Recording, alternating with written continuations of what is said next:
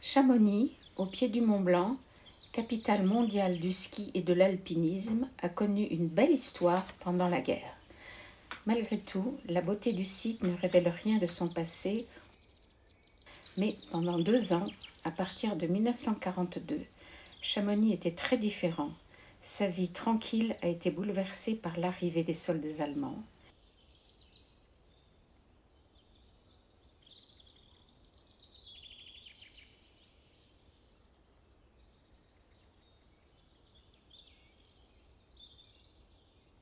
Malgré que Chamonix fut plus paisible que d'autres zones de guerre français, cela ne l'a pas empêché d'écrire son histoire.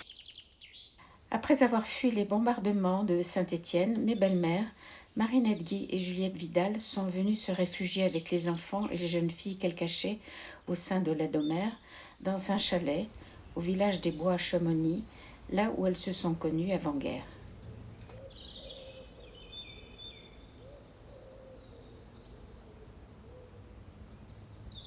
Le chalet est aujourd'hui occupé par leur fils adoptif, Pierre et moi-même.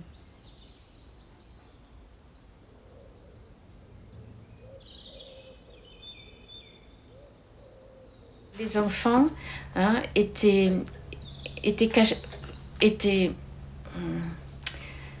cachés entre guillemets, hein, parce que cachés par leur... on avait changé leur nom, hein, voilà. Mais ils n'étaient pas malheureux. C'était des enfants qui étaient cachés, je dis toujours pas dans les placards, mais ils étaient cachés, ils vivaient normalement.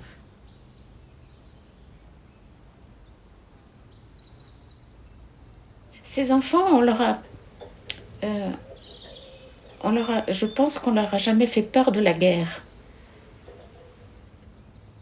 J'ai pas l'impression, parce qu'ils étaient tellement à l'aise, toutes ces photos que tu vois dans la rue, etc., à jouer, etc.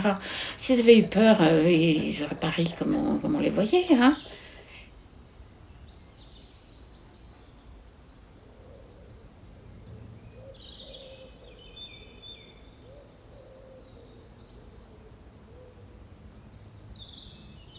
Il y avait une quinzaine d'enfants. C'était un chalet très rustique à l'intérieur. Il y avait des bas-flancs, des étages. Il y avait 16 couchettes, hein, en tout. Il y avait 16 couchettes, hein, et puis une grande table au milieu. Hein, et puis les matelas, c'était du foin. Hein.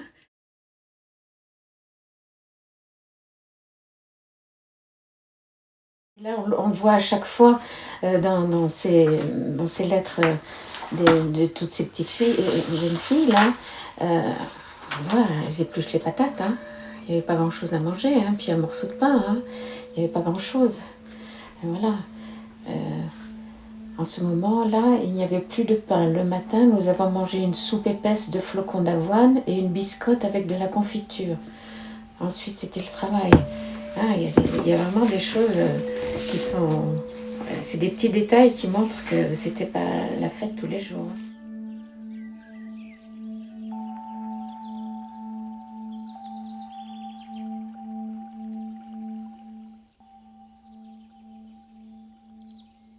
Alors, Marinette et Juliette. Alors, sont deux filles, bon, sont deux filles qui n'ont jamais été mariées. Hein. Euh, Elles étaient très croyantes. Hein. Attention, c'est des filles très très croyantes. Elles ont été élevées dans l'éducation catholique, hein, toutes les deux, communion, etc. Et puis elles ont été élevées dans cette éducation, elles ont été élevées de façon de rendre service. Hein, d'aider les autres, tu vois, le fait d'être infirmière, le fait d'être éducatrice, de faire, tu vois, colonies de vacances, soit d'aimer les enfants, d'aimer son prochain, hein, c'était l'éducation catholique de l'époque. Hein.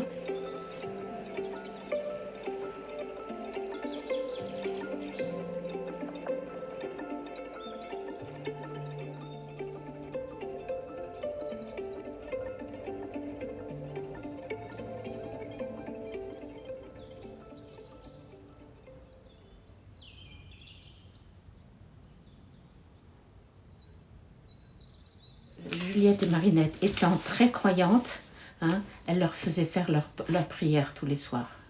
Et même les samedis, le Shabbat, etc., elle leur faisait faire. Ceux qui avaient eu l'habitude de le faire, hein, ne forçaient pas, mais voilà. C'est ça qui était beau. Hein. Et donc il y a les chants aussi, hein, qui ne sont pas les chants catholiques. Hein. C'est la façon de chanter. Bon, s'il y en a un qui passe dans la rue qui entend ça, voilà. Donc il fallait que ça se fasse à mi-voix.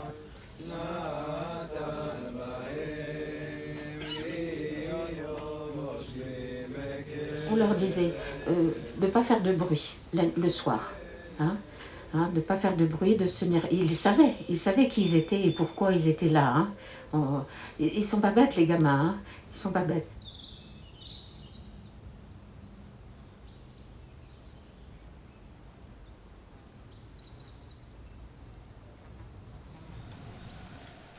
Pruneau, pas Bruno, Pruneau nous dit que nous ne pouvions pas rester où nous étions car un homme du maquis était venu nous prévenir.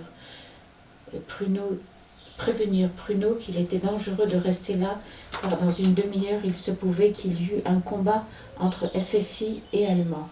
Nous sommes partis dans un autre bois pour ramasser des myrtilles jusqu'à 5 heures.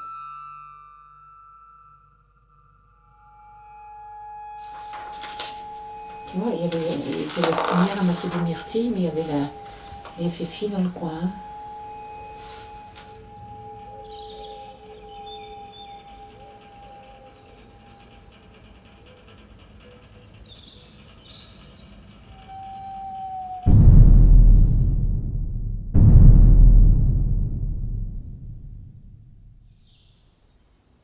Je ne sais pas comment ça s'est passé, il n'y a jamais rien eu.